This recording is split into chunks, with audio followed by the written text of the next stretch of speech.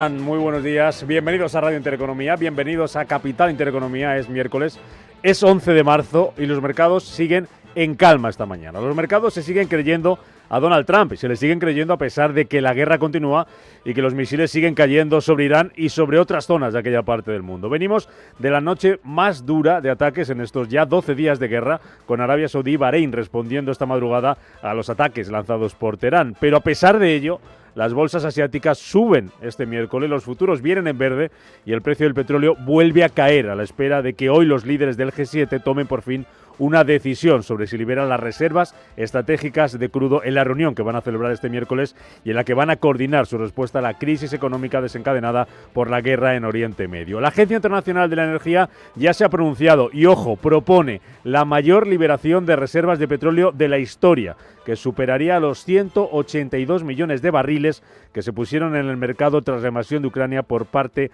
de Rusia. El petróleo, que vuelve a estar un día más en el foco, en una jornada en la que la Organización de Países Exportadores de Crudo, la OPEP, va a publicar su informe mensual sobre la oferta y la demanda mundial de crudo y en la que vamos a tener datos de inflación en Alemania y en Estados Unidos, donde se publica el IPC del mes de febrero, que no va a recoger todavía el impacto que está teniendo esta guerra de Irán sobre el precio de la energía. Wall Street anoche con signo mixto y el IBEX 35 de Villanueva, que vuelve a abrir esta mañana por encima de los 17.000 puntos tras dispararse ayer más de un 3%. Buenos días. Muy buenos días, Rubén. Pues sí, efectivamente, ayer nuestro selectivo, que conseguía subir un 3% en esa jornada de recuperación, 17.445 puntos va a ser el punto de partida en un día en el que además va a llegar esas cuentas del último del IBEX en rendir cuentas, que es Inditex, y en una jornada donde decías, estamos viendo como tras una jornada donde en Wall Street veíamos un escenario en el que caían tímidamente el S&P 500 un 0,21%,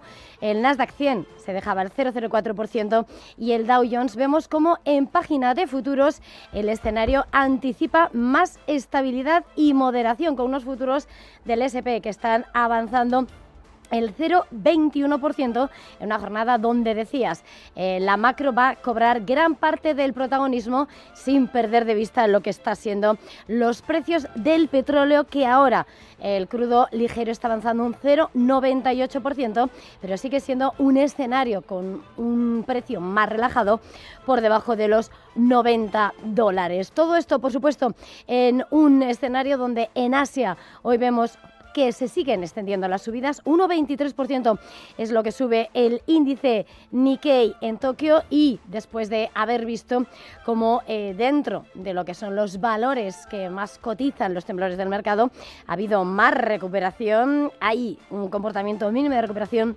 en lo que ha sido el Nasdaq en Wall Street, que ayer veíamos como en el Nasdaq 100 los futuros anticipan recuperación del 0,20%. Todo en un escenario donde, en medio del temor a lo que es el impacto de la guerra, el índice dólar sigue fuerte, pero algo más contenido en 98,57 unidades, y viendo cómo claramente el euro frente al dólar ha conseguido revalorizarse hasta 1,16. Un escenario donde los operadores han estado buscando refugio en el dólar y donde, en medio del shock energético en las últimas horas, ha destacado las palabras de Christine Lagarde, la presidenta del Banco Central Europeo, que en declaraciones a la televisión francesa ha dicho que no va a permitir una inflación como la de 2022, cuando se le preguntaba sobre los riesgos de estanflación en la Unión Europea. Vamos a escucharle. No creo en absoluto que nos encontremos en situación de estanflación. Esa estanflación sucedió en los años 70, cuando se dejaron sin control las expectativas de precios, y eso provocó una inflación muy fuerte. Hoy en día los bancos centrales de todo el mundo, que han pasado por los acontecimientos de la última década, saben bien que no se puede dejar que la inflación se dispare. Por lo tanto, una situación de estanflación no surge por casualidad. Surge cuando las medidas decididas por los bancos centrales son erráneas. Créanme, tomaremos las medidas necesarias para mantener la inflación bajo control. Y en este escenario vemos como el oro esta mañana está recuperándose, está rozando los $5.200 y vemos como en el mercado de bonos las rentabilidades han seguido reduciéndose, aunque el Treasury a 10 años marcaba el 4,14% y por supuesto hoy el gran protagonismo que va a estar pendiente de ese petróleo, como estaba señalando, el Brent, que hasta ahora sube hasta los $88 el barril, el West Texas 84,40 $40 pendientes de esa propuesta de la AIE y después de que las existencias de crudo, gasolina y destilados de Estados Unidos hayan caído. El petróleo que baja, los mercados que se relajan y Europa que prepara su respuesta a las consecuencias económicas de esta guerra. Desde Bruselas piden a los gobiernos reducir los impuestos a la electricidad para abaratar la factura de la luz y ante la inestabilidad del mercado energético y el temor a un desabastecimiento por lo que está pasando en Hormuz, vuelve a mirar a la energía nuclear. La Comisión, preocupada por su dependencia de las importaciones de petróleo y de gas, anuncia que va a movilizar 200 millones de euros para la energía nuclear y su presidenta Ursula von der Leyen reconoce que bajarse de ese tren fue un error. La energía nuclear es fiable, proporciona electricidad durante todo el año, las 24 horas del día. Por lo tanto, el sistema más eficiente combina la energía nuclear y las energías renovables y se sustenta en el almacenamiento, la flexibilidad y las redes eléctricas. Vamos a hablar esta mañana, en nuestro tiempo de opinión, en nuestro tiempo de tertulia, de esa apuesta nuclear de Europa, o mejor dicho, de parte de Europa, también de lo que está pasando con el petróleo y del gas. Nos vamos a ir hasta Qatar esta mañana para conocer de primera mano lo que está sucediendo allí con Luciano Zácara y abordaremos también esa subida del precio de los combustibles en las gasolinas, que seguro que han notado muchos de ustedes a la espera de que el gobierno tome alguna medida para amortiguar el impacto en nuestros bolsillos. Desde la COE lo tienen claro. Su presidente Antonio Garamendi dice que es esto lo que hay que hacer. No consiste en que los gasolineros, especialmente además los pequeños, te hagan un papel para que luego el Estado, dentro de no sé cuánto, les devuelva, porque es que les ahoga. Y nos están diciendo, la lógica es que se reduzca lo que es el IVA, una cantidad directamente y ya está, que se haga y no se haga. Porque lo que también creo que no puede pasar es que el que salga beneficiado siempre de esto también sea Hacienda. En clave empresarial, el protagonista va a ser hoy Inditex. En menos de media hora, la compañía que preside Marta Ortega presenta sus resultados de 2025. Ángeles Lozano, ¿qué se espera? Buenos días. Muy buenos días. El gigante textil debería mostrar crecimientos moderados en ventas y resultados en un contexto marcado por una comparativa exigente y un fuerte impacto de las divisas. Los expertos esperan que Inditex registre un beneficio neto en torno a 6.150 millones de euros, lo que supondría un aumento del 4,8% en tasa interanual. En el ejercicio anterior, el beneficio creció a un ritmo más elevado, con un incremento del 9%. En cuanto a facturación, el consenso habla de ventas en torno a 39.900 millones, una subida del 3,2% interanual, y también anticipa una ligera mejora de rentabilidad. En concreto, el margen bruto se situaría en el 58% frente al 57,8% registrado en 2024. Más allá de las cifras, los expertos consideran que el principal foco del mercado estarán los objetivos que Inditex comunique para 2026 durante la conferencia con analistas. El mercado también estará muy pendiente de la evolución de las ventas en el comienzo del primer trimestre de 2026, que cuenta con una comparativa poco exigente tras la débil evolución del mes de febrero del pasado año. Inditex protagonista hoy en el IBEX 35 y Oracle va a ser protagonista en Estados Unidos. Ya lo está siendo. La tecnológica sorprende al mercado y sus acciones se disparan en las negociaciones fuera de hora. Roberto Sol, buenos días. Buenos días. La tecnológica se dispara casi un 12% en After Hours después de que sus ingresos en el tercer trimestre fiscal de 2026 superen la barrera de los 17.000 millones de dólares, lo que supone un 22% más en comparación con el mismo periodo del año anterior. La entidad logra un beneficio por acción de $1,79, 9 centavos más de lo previsto, y su beneficio neto se dispara hasta los 3.721 millones, un 27% más que en el mismo trimestre del año anterior. Una de las claves para conseguir estos números ha sido su negocio de nube, que ha crecido un 44% y suma 8.900 millones de dólares. 7 y 9, 6 y 9 en Canarias.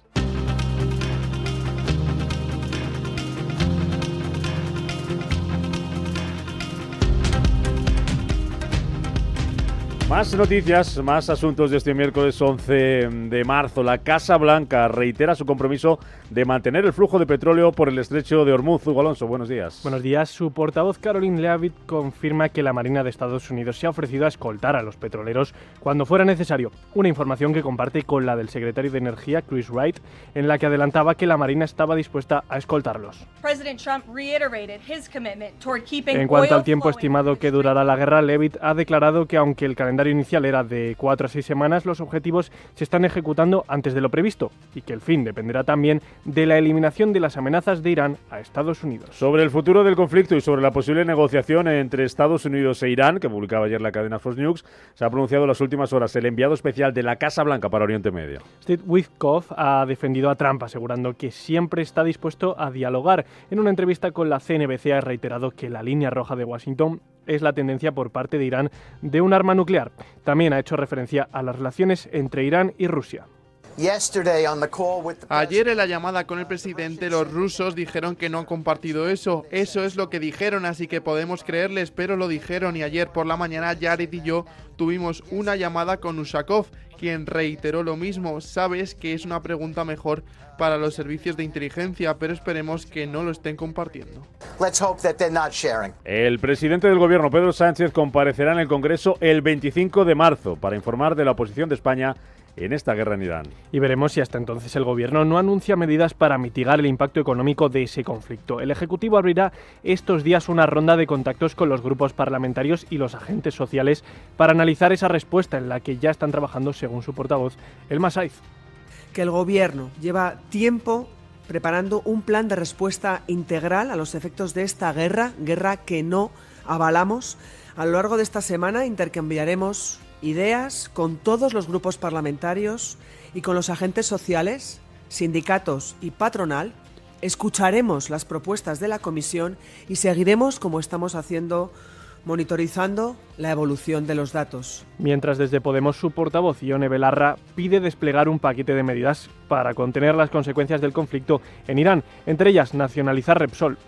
Es el momento de recuperar el control público de los sectores estratégicos, construyendo una empresa pública de energía sobre la nacionalización de Repsol, que es muy barato, además mucho más barato que el rearme criminal en el que nos ha metido Pedro Sánchez.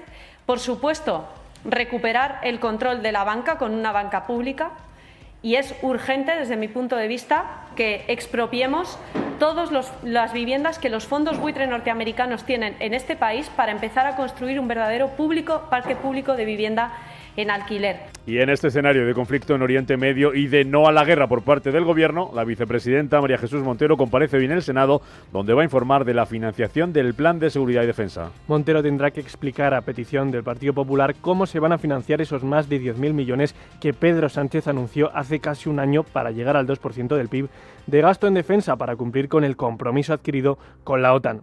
El presidente del gobierno prometió entonces que estos recursos adicionales no implicarían una subida de impuestos para los ciudadanos ni se incurriría en mayor déficit para el país.